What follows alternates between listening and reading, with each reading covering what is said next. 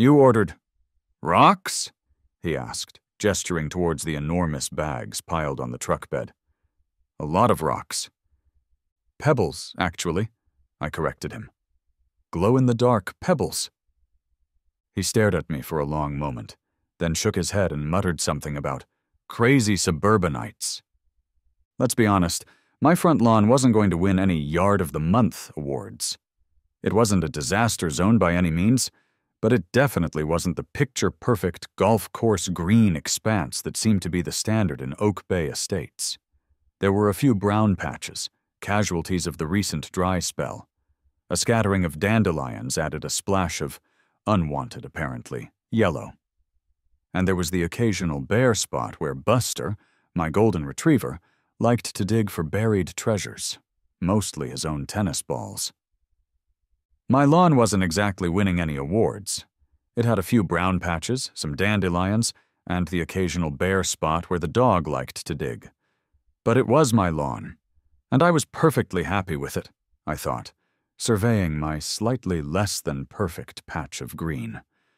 I'd mow it regularly, I'd water it when I could, and I generally tried to keep it presentable. But I wasn't obsessed. I didn't believe in pouring chemicals and gallons of water onto my lawn just to achieve some artificial standard of suburban perfection. In Oak Bay Estates, however, perfectly happy was a direct violation of HOA policy. I just didn't realize how soon that policy would come crashing down on my unsuspecting, slightly brown-patched lawn. The doorbell rang. A sharp, insistent sound that instantly put me on edge. I knew, even before I opened the door, that it wasn't going to be a friendly visit. And I was right. Standing on my porch, clipboard in hand, was Marjorie Finkelstein. The name conjured images of perfectly manicured hedges, surgically precise flower beds, and a complete absence of anything remotely resembling spontaneity. She was the self-appointed queen of curb appeal, the empress of exterior aesthetics, and the sworn enemy of anyone who dared to let their grass grow a millimeter too long. Her smile was tight, her eyes were narrowed, and her perfectly coiffed blonde hair looked like it could withstand a hurricane.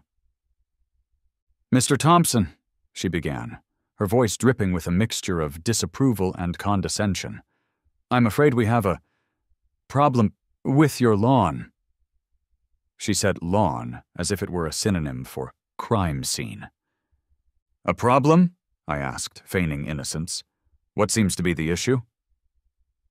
"The issue, Mr. Thompson," she said, her voice rising slightly, "is that your lawn lacks vibrancy. It's dull. It's brown. It simply does not meet the standards of Oak Bay Estates." She gestured towards my lawn with a perfectly manicured hand, as if pointing out a particularly offensive stain. "It's bringing down the entire neighborhood's aesthetic." This, apparently referring to the identical houses painted in slightly differing shades of beige. Marjorie's complaint about my lawn wasn't an isolated incident. It was just the latest salvo in the Oak Bay Estates HOA's ongoing war against anything that deviated from their narrow definition of suburban perfection. This was the same HOA that had once tried to ban backyard trampolines, claiming they were eyesores and attracted undesirable elements. Apparently, children having fun were considered undesirable. They had strict rules about mailbox colors, beige of course, fence heights, no higher than 4 feet, to ensure maximum visibility for neighborhood surveillance, and even the types of flowers you were allowed to plant, nothing too colorful or exotic. They sent out monthly newsletters filled with passive-aggressive reminders about proper lawn care, appropriate holiday decorations, and the importance of maintaining a harmonious community aesthetic. They had committees dedicated to landscape compliance, architectural review, and neighborhood beautification, which in reality meant enforcing conformity and crushing any hint of individuality. My internal reaction to all of this was a mixture of annoyance, frustration, and a growing sense of disbelief. Were these people serious? Did they really have nothing better to do than obsess over the color of my mailbox and the height of my grass? I thought. I tried to reason with Marjorie. I explained that it had been a particularly dry summer, that I was following local water conservation guidelines, and that, frankly, I didn't particularly care about having a perfectly green lawn. But my arguments fell on deaf ears. Marjorie Finkelstein was not interested in reason, in logic, or in the concept of individual choice. She was interested in rules, in regulations, and in enforcing her narrow vision of suburban perfection upon everyone within her reach. A few days later, the official HOA notice arrived, a crisp white envelope containing a sternly worded letter and a hefty fine. My lawn, it declared, was in flagrant violation of the community's landscaping guidelines. I had 30 days to remediate the situation, that is, make my lawn look exactly like everyone else's, or face escalating penalties, including the possibility of legal action. Marjorie had added a personal, handwritten post-it note. "Rules are rules. You have 30 days to fix it, or we'll escalate the fines." I crumpled the letter in my fist, my initial reaction one of pure, unadulterated rage. I considered complying. I could spend a fortune on sod, chemicals, and endless watering just to appease Marjorie and her beige brigade. I could conform, submit, and become another drone in the HOA's hive mind.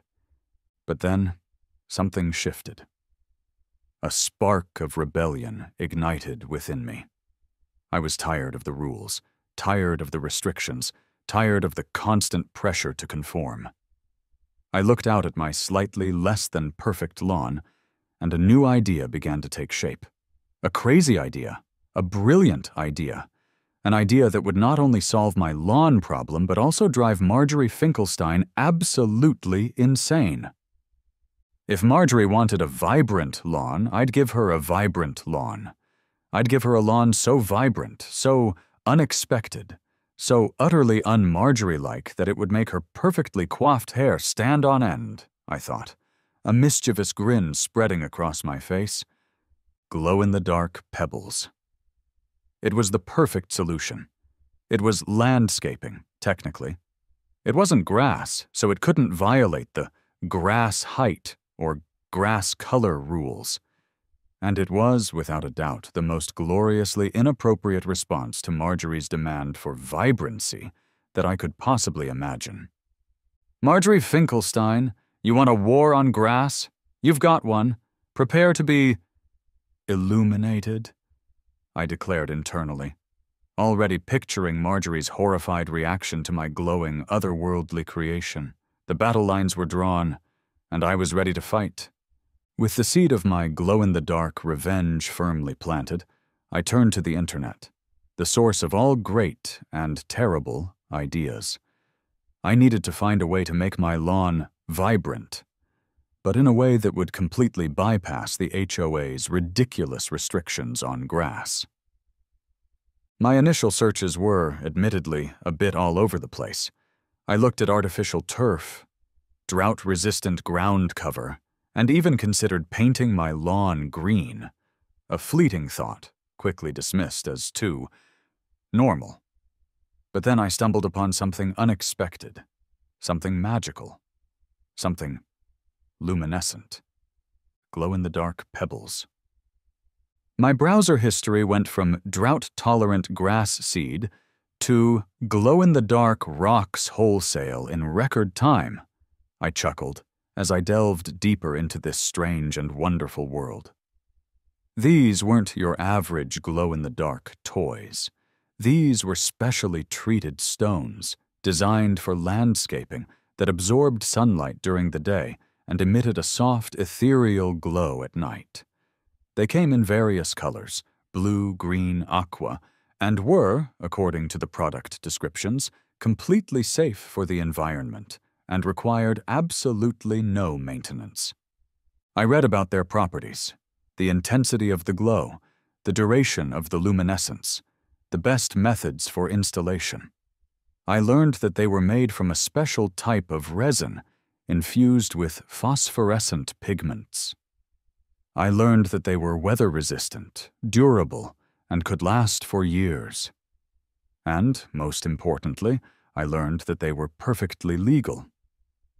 There were no local ordinances, no state regulations, and certainly no HOA bylaws that specifically prohibited the use of glow-in-the-dark pebbles in landscaping.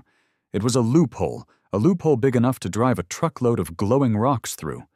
Finding a supplier for glow-in-the-dark pebbles wasn't difficult. There were dozens of online retailers offering them in various sizes, colors, and quantities. The challenge was figuring out how much I needed. I wanted to cover my entire front yard to create a truly spectacular, otherworldly glow. I did some rough calculations, pacing around my lawn, measuring its dimensions, and muttering to myself about square footage and pebble density. I finally settled on a number that seemed sufficient. A number that also made my credit card company send me a fraud alert. I placed the order, choosing a mix of blue and green pebbles for a mystical forest effect. The website promised delivery within a week. The anticipation was almost unbearable. The delivery day arrived, and it was a sight to behold. A massive flatbed truck, groaning under the weight of its cargo, pulled up in front of my house. The driver, a burly man with a look of utter bewilderment on his face, emerged from the cab. "You ordered rocks?" he asked, gesturing towards the enormous bags piled on the truck bed. "A lot of rocks." "Pebbles, actually," I corrected him. "Glow-in-the-dark pebbles." He stared at me for a long moment, then shook his head and muttered something about crazy suburbanites. Unloading the pebbles was a Herculean task. The bags were heavy, awkward, and surprisingly numerous. I enlisted the help of a few, bribed with pizza and beer, friends, and we spent the entire afternoon hauling the glowing stones into my backyard, creating a mountain of luminescent potential. The neighbors, of course, were watching. They'd gather on their lawns, whispering to each other, pointing and staring. Mrs. Higgins, armed with her trusty binoculars, maintained a constant vigil from her window. Even Marjorie Finkelstein, I noticed, seemed to be taking an unusual interest in my activities, her face a mask of suspicion and disapproval. It was all going according to plan. Before I could unleash the glow, I had to deal with the existing, unvibrant grass. This meant removing every last blade, every weed, every stubborn root from my entire front yard. It was a daunting task, a back-breaking, sweat-inducing endeavor that tested the limits of my physical endurance and my sanity. I rented a sod cutter, a monstrous machine that looked like a cross between a lawnmower and a rototiller. It roared like a jet engine and vibrated with terrifying force, tearing up the grass in long, satisfying strips. The work was arduous, the sun was beating down, and my muscles screamed in protest. But I persevered, fueled by a potent mixture of spite and determination. The neighbors, as always, were watching. They'd peek through their curtains, stand on their porches, and even venture out onto their lawns, pretending to water their flowers while secretly observing my increasingly bizarre landscaping project. I could feel their eyes on me, their whispers, their unspoken questions. Marjorie Finkelstein, of course, was the most attentive observer. She'd stand at the edge of her property, her arms crossed, her lips pursed, her expression a mixture of horror and morbid fascination. She'd occasionally make snide comments, loud enough for me to hear, about destroying perfectly good grass and creating an eyesore. I ignored her. I focused on the task at hand, on the vision of my glowing lawn, on the sweet, sweet taste of revenge that was soon to be mine. The grass removal was a necessary sacrifice, a prelude to the glorious, luminescent transformation that was about to take place. With the grass gone, my front yard was a blank canvas, a barren expanse of dirt waiting to be transformed. It was time to unleash the glow. The installation of the Pebbles was a surprisingly meticulous process. I wanted to create a natural, organic look, avoiding any straight lines or obvious patterns. I spread the pebbles by hand, scattering them across the yard, mixing the blue and green colors to create a subtle, shimmering effect. It was slow, painstaking work, but I found it strangely therapeutic. As I worked, I imagined Marjorie's reaction, picturing her face contorted in outrage, her perfectly ordered world shattered by my glowing rebellion. The sun began to set, casting long shadows across the yard. I finished the last section, stepped back, and waited. And then it happened. As darkness fell, the pebbles began to glow. Slowly at first, a faint, ethereal shimmer, then gradually increasing in intensity, transforming my yard into a magical, otherworldly landscape. The blue and green stones emitted a soft, otherworldly light, creating a mesmerizing, almost hypnotic effect. It was breathtaking. It was absurd. It was perfect. And it was all completely 100% HOA loophole compliant, I thought, gazing at my creation with a mixture of pride and amusement. It was like something out of a science fiction movie, a glowing alien landscape, a beacon of luminous defiance in the heart of suburbia. I'd taken Marjorie Finkelstein's demand for vibrancy and turned it into a reality that was far beyond anything she could have ever imagined, and I knew with absolute certainty that she was going to hate it. The morning after the great glow-up, I awoke to the sound of shrieking. Not the pleasant chirping of birds kind of shrieking, but the shrill, ear-piercing, Karen-in-distress kind of shrieking. I knew instantly that Marjorie Finkelstein had discovered my luminescent masterpiece. I peered out my window, and there she was, standing on the edge of my glowing lawn, her face a mask of utter horror and disbelief. She looked like she'd just stumbled upon an alien landing site, or perhaps a portal to another dimension.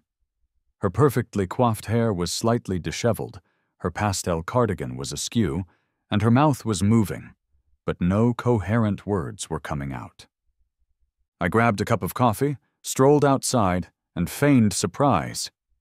"Good morning, Marjorie," I said, my voice dripping with innocent politeness. "Is something wrong?" "Wrong?" she finally managed to sputter, her voice trembling with rage. "Wrong? Mr. Thompson, what have you done? This is unacceptable. You've turned your lawn into a radioactive wasteland." She pointed a trembling finger at the glowing pebbles, as if they were emitting deadly gamma rays. "It's a decorative rock garden, Marjorie," I corrected her gently. "It's very zen, very calming. And as you can see, it's quite vibrant." I emphasized the word vibrant, knowing how much it would irk her. "It glows!" she shrieked, her voice reaching a new, even more impressive pitch. "Lawns are not supposed to glow. It's unnatural. It's obscene." "Actually, Marjorie," I said, taking a leisurely sip of my coffee, "there's no rule against glowing lawns. There was a rule about lawns lacking vibrancy, but I believe I've addressed that concern quite thoroughly." I gestured towards the glowing expanse, a picture of serene satisfaction. "Just insufficiently vibrant ones, as I recall." Watching Marjorie's face contort with rage and disbelief was more satisfying than any perfectly green lawn could ever be, I thought, struggling to suppress a laugh.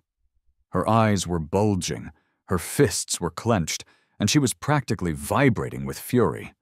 It was a performance for the ages, a Karen meltdown of epic proportions, and I was enjoying every second of it. Marjorie, predictably, launched an immediate and all-out assault on my glowing lawn. She called an emergency HOA meeting, she consulted lawyers, she scoured the bylaws for any possible violation, any loophole, any technicality that would allow her to force me to remove my luminous monstrosity.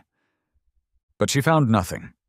My meticulous planning, my careful adherence to the admittedly vague HOA guidelines, and my exploitation of their own ridiculous rules had paid off. There were rules about grass, yes. There were rules about landscaping, certainly. But there were no rules about glow-in-the-dark pebbles. The HOA's legal counsel, a weary-looking man named Mr. Henderson, a recurring character in my suburban battles, it seemed, was forced to admit that Marjorie had no legal grounds for complaint. He explained in excruciating detail that my decorative rock garden was perfectly permissible, that there was no restriction on luminescent materials, and that any attempt to force me to remove it would likely result in a costly and embarrassing lawsuit. The HOA meetings became increasingly farcical.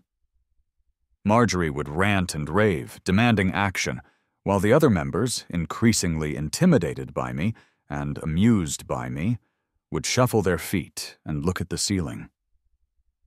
They'd try to come up with new rules, new regulations, but each attempt was met with a swift and decisive rebuttal from me, armed with my meticulously researched knowledge of the bylaws and a smug, knowing smile.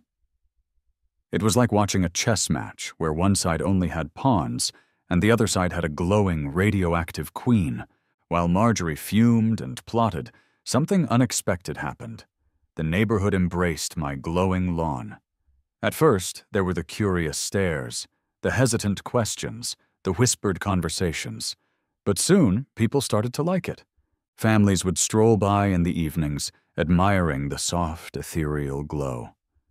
Kids would gather on the sidewalk, pointing and giggling, mesmerized by the luminescent pebbles.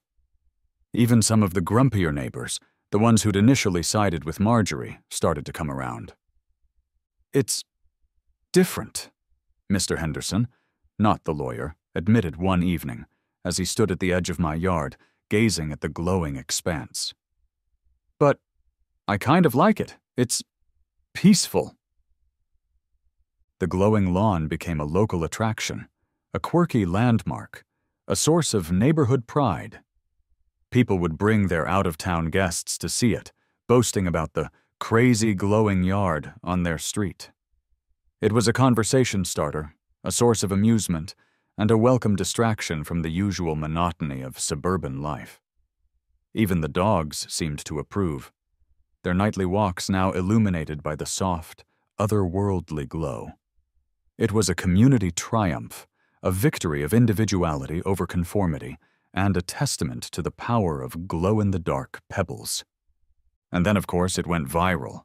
Someone, presumably one of the many admiring neighbors, posted a video of my glowing lawn on TikTok. It was a simple video, just a short clip of the pebbles shimmering in the darkness, set to some appropriately spacey music. But it exploded. Millions of views, thousands of comments, and a sudden influx of attention from all corners of the internet. Local news outlets picked up the story, dubbing it the glow-in-the-dark lawn that beat the HOA, and interviewing delighted residents and a very, very unhappy Marjorie Finkelstein. National news outlets followed, then international. The online comments were a mixture of awe, amusement, and admiration.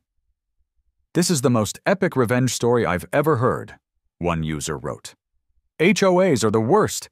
This guy is a legend," declared another. "I need this in my life," a third commented. "I became a minor internet celebrity, known as the glow-in-the-dark lawn guy or the HOA Avenger. I received interview requests, offers to endorse various glow-in-the-dark products, and even a few, again politely declined, marriage proposals. Even the company that manufactured the glow-in-the-dark pebbles got in on the action. They contacted me, offering a sponsorship deal, free products, and a starring role in their new advertising campaign. My glowing lawn, once a source of neighborhood controversy, was now a national sensation, a symbol of rebellion, a testament to the power of creative pettiness, and a surprisingly effective marketing tool. I was contacted by a local TV network to do a segment on the lawn and my petty war with Marjorie. Marjorie Finkelstein, in a final desperate attempt to regain control, called yet another emergency HOA meeting. Her goal? To pass a new rule, a retroactive rule, specifically banning luminescent landscaping materials and any other non-traditional ground cover designed to circumvent the spirit of the HOA guidelines.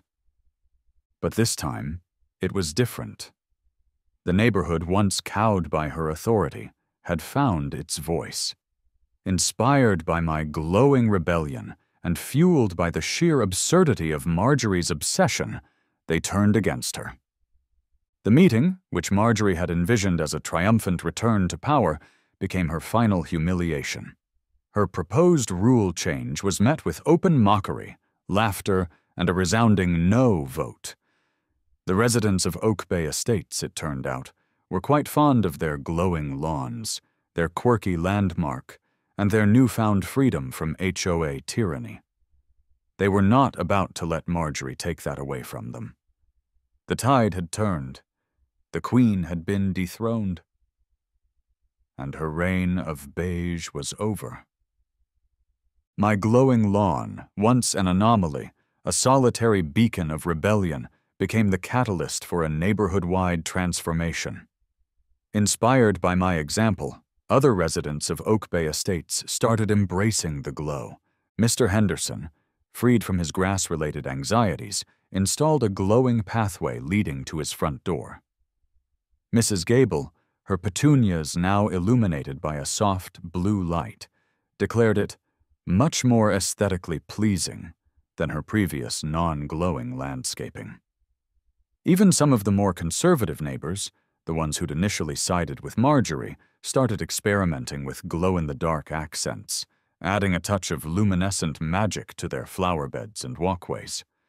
And then, the ultimate betrayal, for Marjorie at least. The house directly across the street from her, newly vacant after its previous owners had, coincidentally, moved to a less restrictive community, was purchased by a young couple, clearly inspired by my example. Within weeks, their front yard was also glowing, a vibrant, pulsating testament to the infectious power of petty revenge.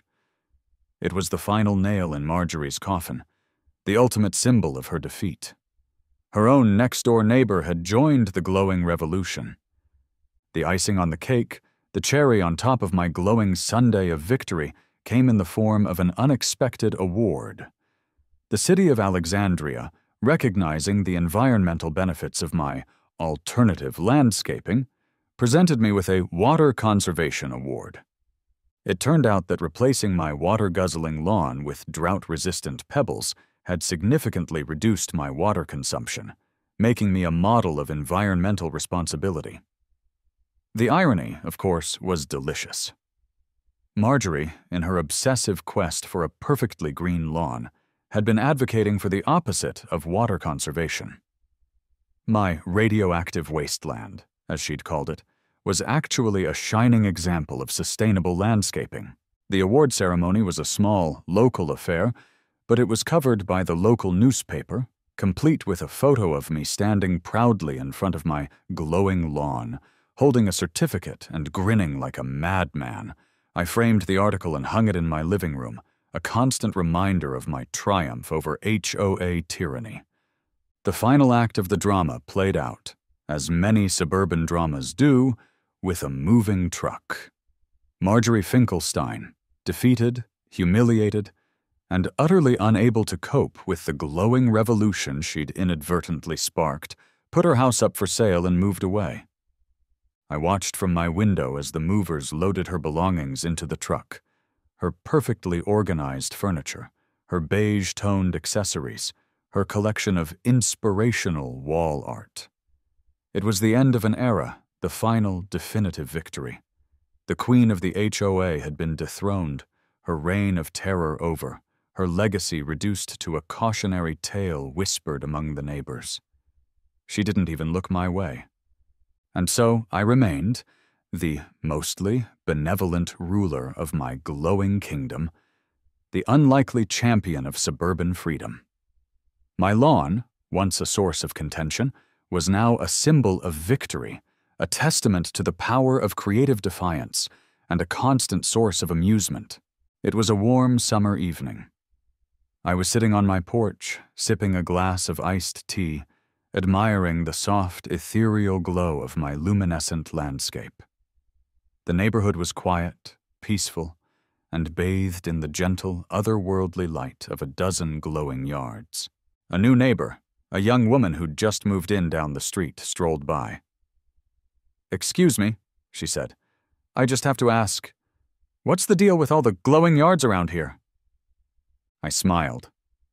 "Oh," I said, "just a little neighborhood tradition." Who knew that a slightly below-par lawn and a burning desire for revenge could lead to all this? I guess sometimes you just gotta cover your yard in glow-in-the-dark pebbles to find your peace, I thought, watching the light dance across the pebbles. I raised my glass in a silent toast. To the glowing lawns of Oak Bay Estates, may they forever shine as a beacon of hope for all those oppressed by HOA tyranny.